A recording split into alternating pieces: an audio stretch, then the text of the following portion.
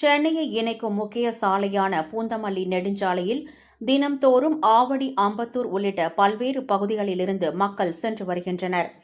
இந்த நிலையில் Poonamallee bypass Senneerkuppam service சாலையில் உள்ள மழைநீர் கால்வாயிலிருந்து கழிவு செல்ல முடியாததால் பூந்தமல்லியில் இருந்து வரக்கூடிய கழிவுநீர் அனைத்தும் நிரம்பி சாலை முழுவதும் தேங்கியுள்ளது. இதனால் அந்த சாலையை பயன்படுத்த முடியாமல் மக்கள் சிரமமடைந்து வருகின்றனர்.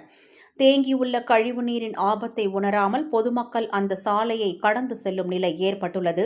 மழைநீர் கால்வாயில் ஏற்பட்ட அடைப்பின் காரணமாகவே தற்போது கழிவுநீர் சர்வீஸ் சாலையை சூழ்ந்துள்ளதாகவும், எனவே பூந்தமல்லி நகராட்சி நிர்வாகம் மற்றும் நெடுஞ்சாலைத்துறை அதிகாரிகள் இந்த பகுதியில் உள்ள மழைநீர் கால்வாய் அடைப்பை அகற்ற நடவடிக்கை எடுக்க வேண்டும் என்ற கோரிக்கை எழுந்துள்ளது.